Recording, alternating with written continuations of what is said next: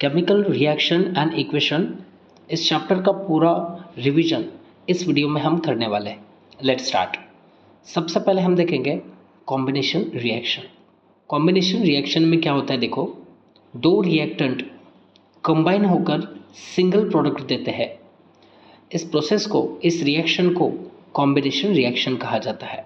When two or more reactants combine and form a single product known as a combination reaction.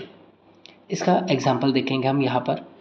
Calcium oxide, जिसको quicklime कहा जाता है, इसके अंदर अगर हम वाटर ऐड करते हैं तो कैल्शियम हाइड्रोक्साइड ये प्रोडक्ट हमें मिलता है, दैट इज स्लेक्लाइम हमें मिलता है। और इस रिएक्शन में हीट रिलीज हो जाती है। ओके, तो हीट रिलीज हो जाती है, यानी कि ये कौन सी रिएक्शन है? एक्सोथर्मिक रिएक्शन है। कौन सी रिएक्शन है? एक्सोथर्मिक रिएक्शन है। तो आप इस रिएक्शन में देख सकते हो, यहाँ पर दो रिएक्टेंट है। ओके, कैल्शियम हाइड्रोक्साइड और वाटर, ये दोनों कंबाइन होकर एक ही सिंगल ही प्रोडक्ट मिल रहा है, कैल्शियम हाइड्रोक्साइड। इसलिए ये कॉम्बिनेशन रिएक्शन है। कौन सी रिएक्शन है? कॉम्बिनेशन रिएक्शन है। और ये जो रिएक्शन मैंने आपको बताई है, ये एक्टिविटी 1.4 में आपके टेक्स्ट बुक में दिया हुआ है, पेज नंबर 6 पर। आप वो एक्टिविटी थोड़ा देखिए। तो बीकर में कैल्शियम ऑक्साइड और वाटर लेना है, और उसके बाद में ऑब्जर्वेशन क्या रहेगा, वो बीकर आपका क्या हुआ होगा? गर्म हुआ होगा। क्यों? क्योंकि ये कौन सी रिएक्शन है? एक्सोथर्मिक रिएक्शन है, यानी कि इसमें हीट इवॉल्व होती है। ओके, और ये मेनली ये जो रिएक्शन है, ये कैल्शियम ऑक्साइड जो है, ये वाइट वॉशिंग के लिए यूज़ होता है। किसके लिए यूज़ होता है? वाइट वॉशिंग के लिए यूज़ होता है। एक इंटेक्स्ट क्वेश्चन भी दिया है, compound x is use for white washing. Okay, तो कौन सा कंपाउंड है? CaO, calcium oxide, that is quicklime. ये वाइट वॉशिंग के लिए यूज़ होता है। ओके, और बाद में बोला है एक्स का रिएक्शन वाटर के साथ करो, तो ये पूरा रिएक्शन यहाँ पर लिखना है। एक्टिविटी 1.4 और इंटेक्स्ट क्वेश्चन आपका इसमें से कवर हो रहा है। ओके, तो आई होप आपको समझा होगा कॉम्बिनेशन रिएक्शन मतलब क्या। अभी हम जानेंगे डीकम्पोजिशन रिएक्शन, काफ़ी इंपॉर्टेंट है। ओके, तो डीकम्पोजिशन रिएक्शन में क्या होता है, देखो, single product decomposes into two or more product, single reactant decomposes into two or more product, यानी कि एक सिंगल रिएक्टेंट ब्रेकडाउन होता है दो और दो से अधिक प्रोडक्ट्स में। इस पूरे रिएक्शन को डीकम्पोजिशन रिएक्शन कहा जाता है, और इसको एनर्जी की ज़रूरत पड़ती है। एनर्जी इसमें गेन होती है, ऐड होती है, इसलिए इसको एंडो मतलब अंदर जाना, ओके, और एक्सो मतलब बाहर निकलना। तो डीकम्पोजिशन रिएक्शन को एंडोथर्मिक रिएक्शन कहा जाता है। Okay, a single reactant decomposes into या breaks down into two or more product known as a decomposition reaction। तो डीकम्पोजिशन रिएक्शन होने के लिए हीट की ज़रूरत पड़ती है। ओके, इसके बाद सनलाइट की ज़रूरत पड़ती है, फिर इलेक्ट्रिसिटी की ज़रूरत पड़ती है। ओके, तो डीकम्पोजिशन रिएक्शन के बारे में हम जानेंगे। Let's start. तो सबसे पहले देखेंगे थर्मल डीकम्पोजिशन। इसमें हीट की ज़रूरत होती है। तो hydrated ferrous sulphate crystal, okay, इसका कलर ग्रीन होता है। इसका कलर क्या होता है? ग्रीन होता है। इसको आप अच्छी तरीके से याद रखिएगा। ओके, तो FeSO4.7H2O, इसको अगर हम हीट देते हैं, ओके, तो FeSO4 और 7H2O हमें मिलेगा। इस 7H2O जो है, वाटर के मॉलिक्यूल जो है, ये बाहर जाएंगे, ओके, इवापोरेट होंगे, और हमें क्या मिलेगा? FeSO4 मिलेगा, फेरस सल्फेट। ये क्रिस्टल था। जब इसमें 7H2O होता है तो वो क्रिस्टल होता है। ओके, अब ये क्या है? सिर्फ FeSO4 है। जब वो क्रिस्टल फॉर्म में होता है उसका कलर ग्रीन होता है, और सिर्फ FeSO4 होता है तो उसका कलर क्या होता है? वाइट होता है। अब FeSO4 को हमें क्या करना है? और हीट देनी है। तो FeSO4 फाइनली ब्रेक डाउन होगा Fe2O3 में, SO2 में और SO3 में ब्रेक डाउन होगा। अब ये जो Fe2O3 जो है वो फेरिक ऑक्साइड कहा जाता है, और इसका कलर ब्राउन होता है। इसका कलर क्या होता है? ब्राउन होता है। तो ग्रीन कलर के हाइड्रेटेड फेरस सल्फेट क्रिस्टल को हीट करने के बाद हमें ब्राउन कलर का फेरिक ऑक्साइड मिलता है। क्या मिलता है? ब्राउन कलर का फेरिक ऑक्साइड मिलता है। और आप देख सकते हो यहाँ पर सिंगल रिएक्टेंट है, और कितने प्रोडक्ट मिल रहे हैं हमें? यहाँ पर 3 प्रोडक्ट मिल रहे हैं, इसलिए ये डीकम्पोजिशन रिएक्शन है। और इसमें हीट का इस्तेमाल किया जा रहा है, इसको थर्मल डीकम्पोजिशन कहा जाता है। और ये एंडोथर्मिक रिएक्शन है, क्योंकि इसको हीट देने की ज़रूरत पड़ रही है। ये जो मैंने आपको यहाँ पर बताया है ये एक्टिविटी 1.5 आपके आपके टेक्स्ट बुक में आप देख सकते हो एक्टिविटी 1.5 में। तो उन्होंने बोला है ऑब्जर्व द कलर, तो आप क्या लिखोगे, green colour turns into brown, यानी कि FeSO4 7H2O ये जो ग्रीन कलर का है इसको हीट करने के बाद ब्राउन कलर का Fe2O3 मिलता है।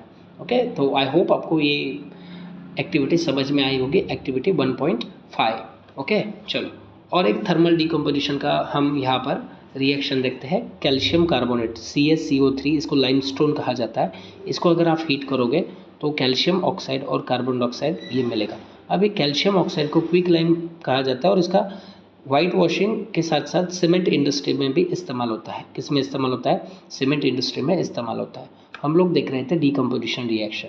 डिकम्पोजिशन रिएक्शन में क्या होता है, सिंगल रिएक्टेंट जो है वो ब्रेक डाउन होता है 2 और मोर प्रोडक्ट्स में।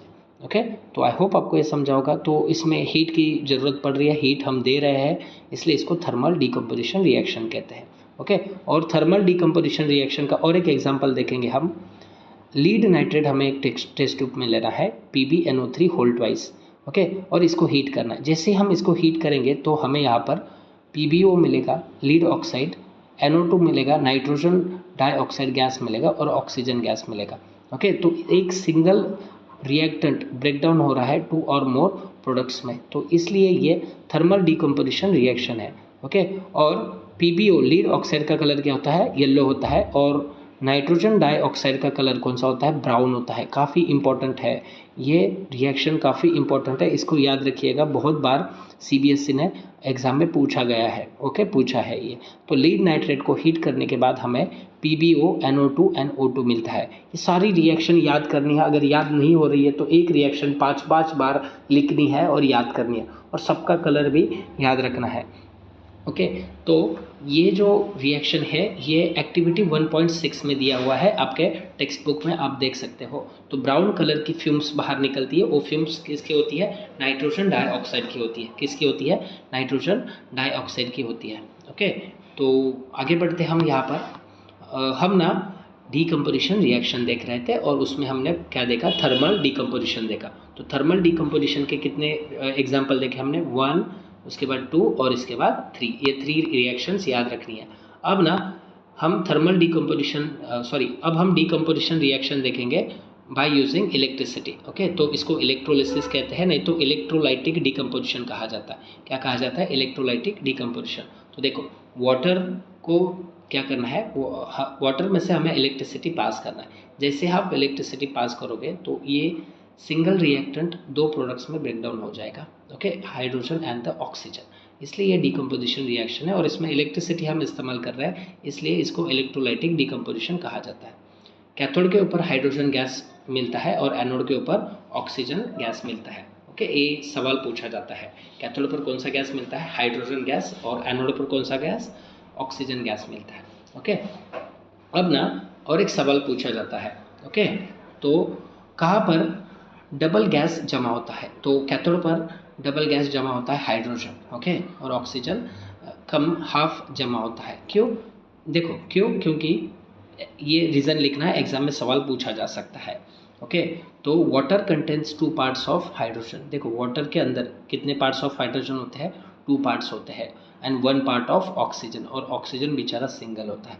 इसलिए कौन सा गैस डबल जमा होगा, यहाँ पर हाइड्रोजन गैस, कैथोड पर हाइड्रोजन गैस क्या होगा, डबल जमा होगा। क्यों, क्योंकि ये रीज़न लिखना है, यहाँ पर एग्जाम में पूछा जाता है।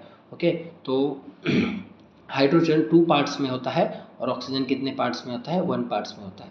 ये इसके मास का रेशो है 1:8। इंपॉर्टेंट नहीं है लेकिन बस याद कर लो। ओके, और एक क्वेश्चन पूछा जाता है, इस वाटर में ना डाइल्यूट H2SO4 डाला जाता है। क्यों डाला जाता है, एग्जाम में पूछा जाता है। तो ये जो डाइल्यूट H2SO4 है ये इलेक्ट्रोलाइट का काम करता है। किसका काम करता है, इलेक्ट्रोलाइट का काम करता है, मतलब इट कैरीज चार्ज और करंट। ओके, अगर प्योर वाटर में आप इलेक्ट्रिसिटी पास करोगे तो करंट फ्लो नहीं होगा, तो इसके अंदर हम डाइल्यूट H2SO4 इलेक्ट्रोलाइट ऐड करते हैं। तो क्या करता है, ये चार्ज को, इलेक्ट्रॉन को कैरी करता है, यानी कि करंट को क्या करता है, कैरी करता है। तो इसके ऊपर भी सवाल पूछा जा सकता है। ओके, तो अभी हम देखेंगे सनलाइट के इस्तेमाल से डिकम्पोजिशन रिएक्शन। ओके, तो डिकम्पोजिशन रिएक्शन मतलब क्या, सिंगल रिएक्टेंट ब्रेकडाउन होगा 2 और मोर प्रोडक्ट्स में, इसको कहना है डीकम्पोजिशन रिएक्शन। तो इस बार हम सनलाइट का यूज़ कर रहे हैं, इसलिए इसको कहोगे फोटोलिटिक डीकम्पोजिशन। तो सिल्वर क्लोराइड चाइना डिश में लेना है, ओके, और ये वाइट कलर का होता है। जैसे ही आप इसको सनलाइट में रखोगे तो ग्रे कलर का सिल्वर मिलेगा, ओके, और कौन सा गैस मिलेगा आपको? क्लोरीन गैस मिलेगा, ओके। और एक दूसरी रिएक्शन है यहाँ पर, सिल्वर ब्रोमाइड लेना है AgBr, इसको भी सनलाइट में रखना है, तो आपको ग्रे कलर का सिल्वर मिलेगा और ब्रोमाइन गैस मिलेगा, ओके। ये दोनों reaction black and white photography में यूज़ होती है। और ये जो रिएक्शन मैंने बताई ये एक्टिविटी 1.7, ओके, एक्टिविटी 1.8 में दिया हुआ है। कहाँ पर दिया हुआ है? एक्टिविटी 1.8 में दिया हुआ है, आप पढ़ सकते हो, ओके। और ये जो मैंने ये रिएक्शन बताई ये एक्टिविटी 1.7 में दिया है, तो हम एक्टिविटी भी कवर कर रहे हैं, ओके। चलो आगे बढ़ते हैं। तो हमने यहाँ पर सबसे पहले कॉम्बिनेशन रिएक्शन को कवर किया, अब हमने किसको कवर किया? डीकम्पोजिशन रिएक्शन को। इसके कितने टाइप है बेटा? 3 टाइप है, थर्मल डीकम्पोजिशन, और उसके बाद हमने क्या देखा? इलेक्ट्रोलिटिक डीकम्पोजिशन देखा, और उसके बाद में हमने क्या देखा? फोटोलिटिक डीकम्पोजिशन के बारे में हमने जाना। चलो अब हम जानते हैं डिस्प्लेसमेंट रिएक्शन के बारे में। किसके बारे में जानते हैं? डिस्प्लेसमेंट रिएक्शन के बारे में जानते हैं। तो देखो Fe जो होता है वो मोर रिएक्टिव मेटल है, और CuSO4 में जो कॉपर है ये लेस रिएक्टिव है।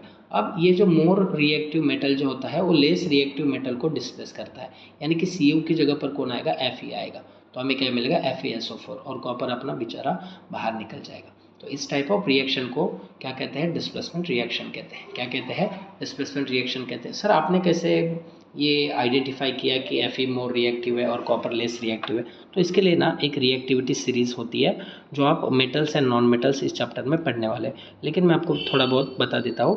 तो देखो ये रिएक्टिविटी सीरीज़ है, केदारनाथ का माली आलू जरा फीका पकाता है, ओके, वेट, फीका पकाता है, एक मिनट, क्यों हरी आज, और इसके नीचे भी है, ओके, और भी रिएक्टिविटी सीरीज है, तो आप देख सकते हो। देखो यहाँ पर कौन है? आयरन है, ऊपर है, और यहाँ पर कौन है? Copper, okay. तो ये ऊपर है इसलिए ये मोर रिएक्टिव है, ओके, और ये नीचे है इसलिए क्या है? लेस रिएक्टिव है, ओके। ये क्या है? लेस रिएक्टिव है। तो मैंने ऐसे ही आइडेंटिफाई किया, ओके। तो Fe मोर रिएक्टिव है और कॉपर क्या है? लेस रिएक्टिव है। तो मोर reactive metal less reactive metal की जगह लेता है, डिस्प्लेस करता है, ओके। इसको कहते हैं डिस्प्लेसमेंट रिएक्शन, ओके। अब more reactive metal displaces less reactive metal from its salt solution known as displacement reaction. इसको क्या कहते हैं?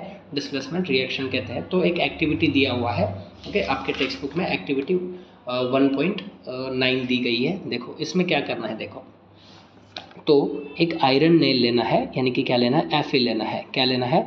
Fe लेना है, ओके। मैं यहाँ पर लिख रहा हूँ, यहाँ पर आपको क्या लेना है? Fe लेना है, ओके। इस आयरन नेल को कॉपर सल्फेट में डिप करना है। किस में डिप करना है? कॉपर सल्फेट सॉल्यूशन में डिप करना है, जिसका कलर क्या होता है? ब्लू होता है, यानी कि CuSO4 इसमें क्या करना है? डिप करना है। अब देखो होगा क्या, देखो ये जो Fe है मोर रिएक्टिव, ये कॉपर की जगह लेगा, ओके। तो हमें यहाँ पर क्या मिलेगा? FeSO4 मिलेगा और कॉपर बाहर निकलेगा। तो ऑब्जर्वेशन क्या आएगा? देखो ऑब्जर्वेशन ये आएगा, ये कॉपर सल्फेट सॉल्यूशन का कलर जो ब्लू होता है, ओके, वो चेंज हो जाएगा, क्या बनेगा? ग्रीन बनेगा। क्या बनेगा? ग्रीन बनेगा। और आयरन नेल का कलर क्या बन जाएगा? ब्राउन बन जाएगा। आयरन नेल का कलर क्या बन जाएगा? ब्राउन बन जाएगा, ओके। क्यों? क्योंकि उसके ऊपर कॉपर डिपॉजिट हुआ होगा, ओके। तो ये ऑब्जर्वेशन लिखना है। और ये डिस्प्लेसमेंट रिएक्शन है। कौन सी रिएक्शन है? डिस्प्लेसमेंट रिएक्शन है। अच्छी तरीके से याद रखिएगा, एक्टिविटी 1.9 में दिया हुआ है, ओके। चलो अब हम देखेंगे यहाँ पर डबल डिस्प्लेसमेंट रिएक्शन। क्या देखेंगे? Double displacement reaction, okay. यहाँ पर एक एग्जांपल मैंने दिया है सोडियम सल्फेट का और बैरियम क्लोराइड का। जब इनकी रिएक्शन होगी तो बैरियम सल्फेट और NaCl सोडियम क्लोराइड हमें मिल जाएगा यहाँ पर, ओके। तो ये बैरियम सल्फेट जो होता है वो डिज़ोल्व नहीं होता है पानी में, ओके। इसको PPT कहते हैं, प्रेसिपिटेशन कहते हैं। जो पानी में डिज़ोल्व नहीं होता, नीचे सेटल डाउन होता है, ओके। बड़े बड़े पार्टिकल्स हमें आंखों से दिखाई देते हैं, इसको PPT कहा जाता है, प्रेसिपिटेट, ओके। और इसका कलर क्या होता है? वाइट होता है। इसका कलर क्या होता है? वाइट। तो डबल डिस्प्लेसमेंट रिएक्शन को प्रेसिपिटेशन रिएक्शन भी कहते हैं। तो देखो ये Na है और ये Ba है, Ba की जगह पर कौन जाता है, Na जाता है, तो देखो यहाँ पर NaCl मिल गया। और Na की जगह पर कौन जाता है, यहाँ पर Ba जाता है, देखो यहाँ पर BaSO4 मिल गया। यानी कि 2 आयंस रिएक्टेंट में से अपना पोजीशन एक्सचेंज कर रहे हैं, अपना पोजीशन क्या कर रहे हैं, एक्सचेंज कर रही है, इसलिए इसको डबल डिस्प्लेसमेंट रिएक्शन कहा जाता है। इसको क्या कहा जाता है, डबल डिस्प्लेसमेंट रिएक्शन कहा जाता है। तो मैं इसका डेफिनेशन बोल रहा हूँ, okay. When 2 ions from reactants exchanges, okay, exchange its position, आप कुछ भी लिख सकते हो, known as a double displacement reaction, okay. Simple definition लिखना है। और यहाँ इसको प्रेसिपिटेशन रिएक्शन भी कहते हैं, क्या कहते हैं, प्रेसिपिटेशन रिएक्शन भी कहते हैं। तो एक्टिविटी 1.10 में ये रिएक्शन दी गई है, आप पढ़ सकते हो आपके टेक्स्ट बुक में, ओके, एक्टिविटी 1.10 में।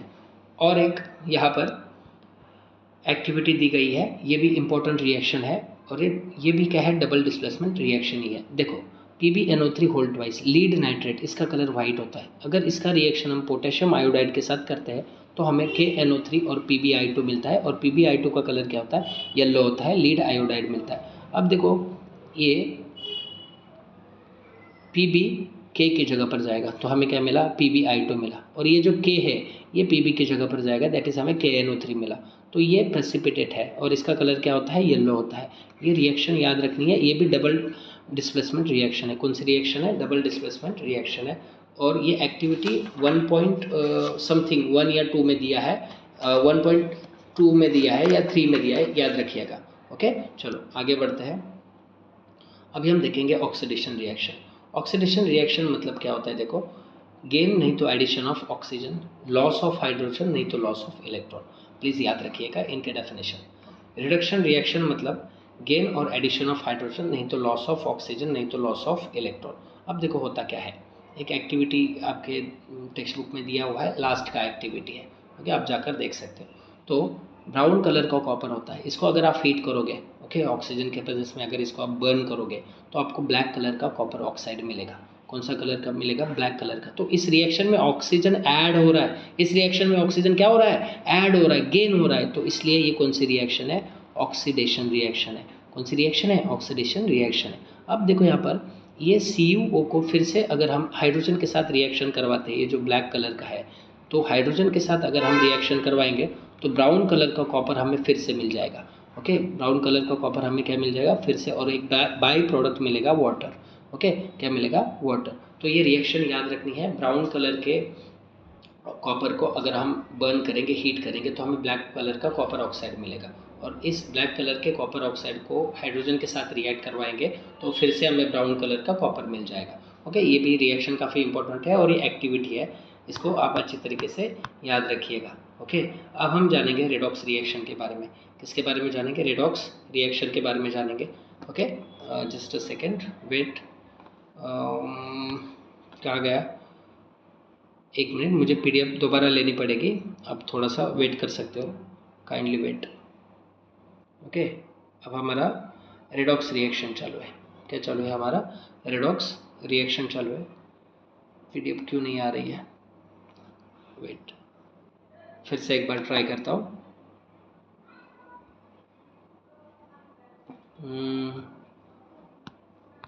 वेट, अरे क्यों नहीं आ रही है,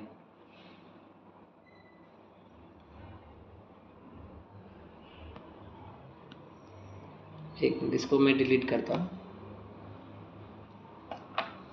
ओके। अभी चैप्टर ऑलमोस्ट एंड हुआ है, लेकिन PDF क्यों नहीं आ रही है, वही तो मैं सोच रहा हूँ। आजा, इसको मैं रोटेट भी नहीं कर सकता, एक मिनट, कुछ ऑप्शन है क्या रोटेट का, जस्ट अ सेकेंड।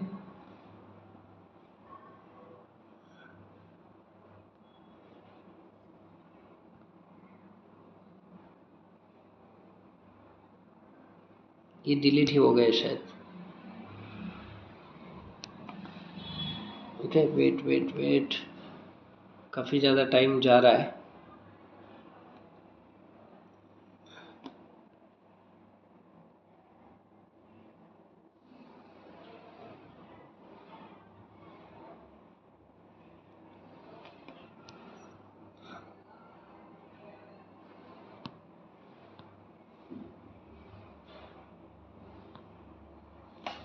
ओके चलो, इमेज आ गई, पीडीएफ तो नहीं आ पाई।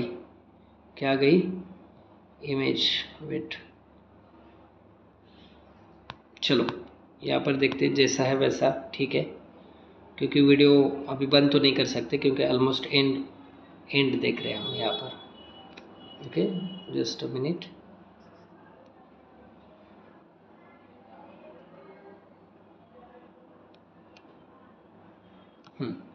देखो इधर, अब हम रेडॉक्स रिएक्शन के बारे में जानेंगे। किसके बारे में जानेंगे?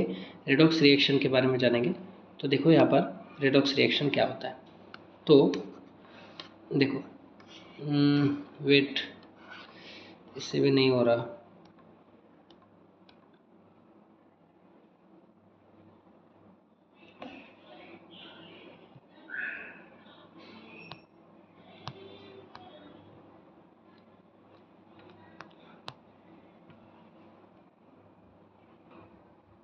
चलो यहाँ पर ध्यान दे दो। अब हम रेडॉक्स रिएक्शन देखेंगे। सॉरी, काफ़ी ज़्यादा टाइम पास हुआ आपका। तो रेडॉक्स रिएक्शन में क्या होता है, देखो ऑक्सीडेशन और रिडक्शन एक साथ हो जाता है। यहाँ पर मैंने रिएक्शन दिया हुआ है, देखो कॉपर ऑक्साइड है, इसके बाजू में ऑक्सीजन है। ओके, तो आगे चल के अगर हम देखेंगे तो सिर्फ कॉपर बनता है यहाँ पर और ऑक्सीजन चला जाता है। ओके, तो loss of oxygen. Okay, loss of oxygen मतलब क्या होता है? रिडक्शन। तो यहाँ पर क्या हुआ है? रिडक्शन हुआ है। तो एग्जाम में आपको सवाल पूछा जाता है कौन सा सब्सटेंस का रिडक्शन हुआ है। तो सब्सटेंस अंडरगोज रिडक्शन कौन है? CuO है, कॉपर ऑक्साइड है। ओके, और आप यहाँ पर हाइड्रोजन देख सकते हो। अब इस हाइड्रोजन के बाजू में कौन आया है? ऑक्सीजन आया है, आप देख सकते हो।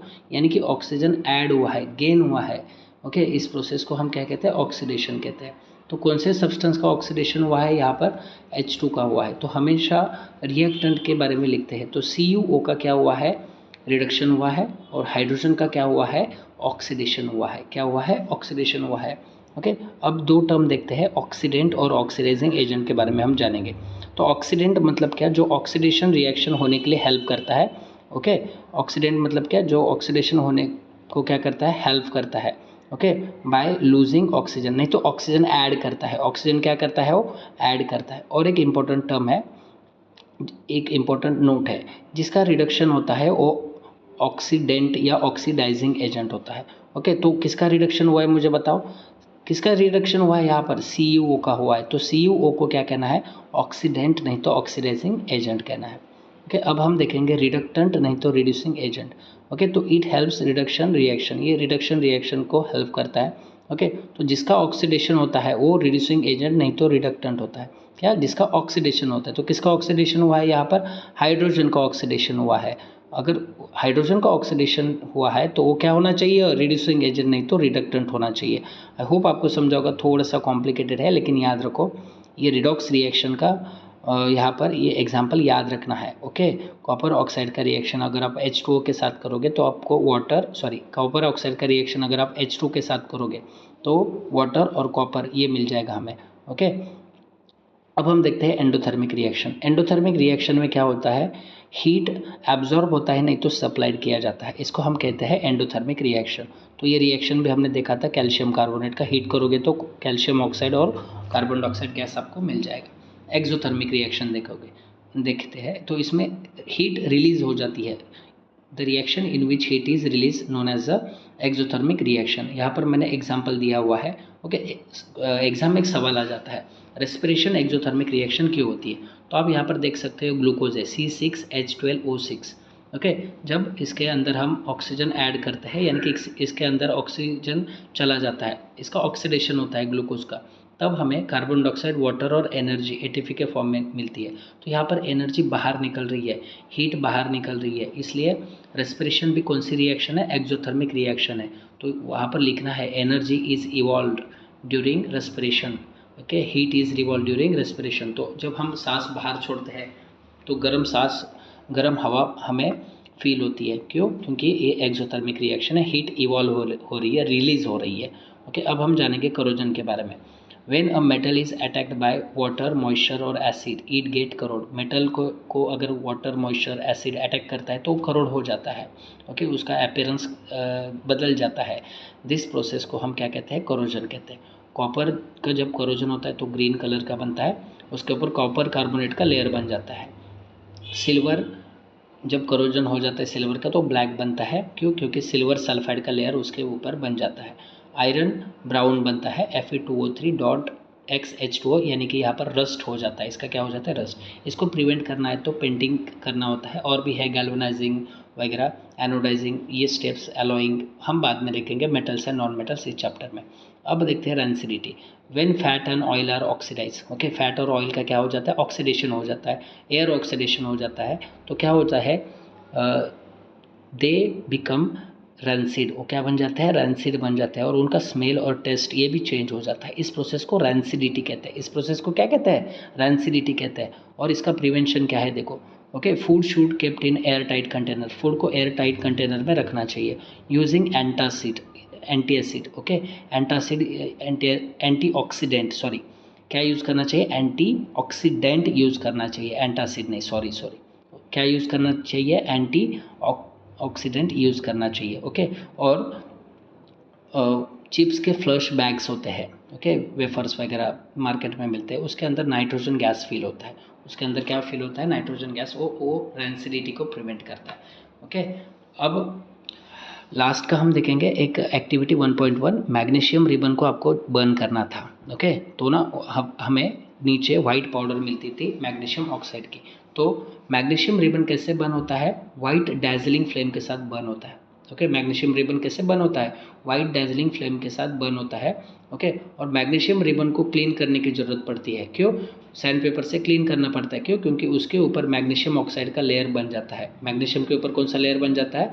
मैग्नीशियम ऑक्साइड का लेयर बन जाता है, और जिसकी वजह से वो मैग्नीशियम रिबन इफ़िशिएंटली बर्न नहीं हो पाती है, ओके। तो आई होप आप सबको समझा होगा। और एक चीज़ मैं बताता हूँ यहाँ पर, देखो, हमने देखा था test for hydrogen gas, okay, test for hydrogen gas. तो हाइड्रोजन गैस को अगर हम बर्न करते हैं तो हमें पॉप साउंड मिलता है। कौन सा साउंड मिलता है? Pop sound. हाइड्रोजन गैस को बर्न करने पर कौन सा साउंड मिलता है? पॉप साउंड मिलता है, ओके। और ऑक्सीजन गैस के ऊपर अगर हम, ओके, फायर लेके गए तो फायर, आग और बढ़ जाती है, ओके, क्योंकि ऑक्सीजन बर्निंग में हेल्प क्या करता है? हेल्प करता है, ओके। ऑक्सीजन बर्निंग में क्या करता है? हेल्प करता है। और डैजलिंग फ्लेम मतलब मैग्नीशियम रिबन डैजलिंग फ्लेम के साथ बर्न होती है। डैजलिंग फ्लेम मतलब आप वो दिवाली में, ओके, वो क्या बोलते हैं उसको, दिवाली में जो गोल गोल घुमाते हैं ना उसको, वो स्टिक होती है, याद नहीं आ रहा, ओके, अभी फ़िलहाल, तो वो कैसे जलती है? ब्राइट कलर से, ओके, तो उसको कहते हैं white dazzling flame. I hope आपको ये पूरा चैप्टर समझा होगा।